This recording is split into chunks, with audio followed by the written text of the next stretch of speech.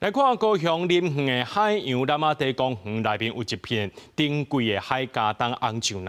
最近有志工发现讲，有几落大的海茄苳去互撤掉，敢是为着要放这南马内的红鲫呢？这公园处表示讲，乌白破坏公园的花草，严重者呢上重会当罚10万块。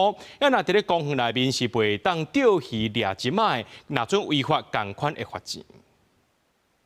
高雄林园的海洋南马地公园内底，除了倒头海堤以外，还有一片珍贵的海茄苳红树林。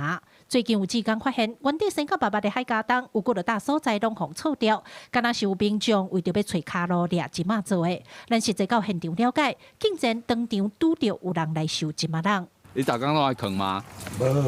无，是哦。今仔较起来。大，你敢知影遮袂当放？我知啊。安尼当然袂使，逐个你公用的物件，你太会使用做自私共撤掉，迄撤掉就是毋对啊。破坏生态吼。破坏生态啊。为着掠鲫仔来错海茄苳，民众也感觉真毋通。林园爱乡协会表示，这片海茄苳面积虽然较无1公顷，不过伊是地方环境生态重要指标。为伫咧，无论是郊外生态，还是水底动物，种类甲数量拢愈来愈丰富，而且有定根的特性，佫会当防止土马流失。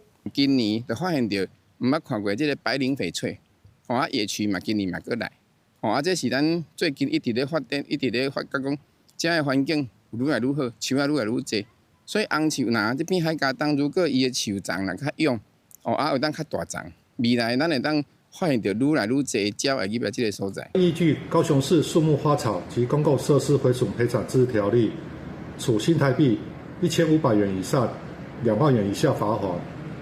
如情节重大者，处新台币2万元以上10万元以下罚款。公署表示，若破坏花草的罚钱，伫公园钓鱼掠鲫仔上悬嘛会当罚6000。理事长也呼吁，海茄苳对生态维持真重要，毋望民众会当共同珍惜维护。记者柯家族柯超勇高雄采访报道。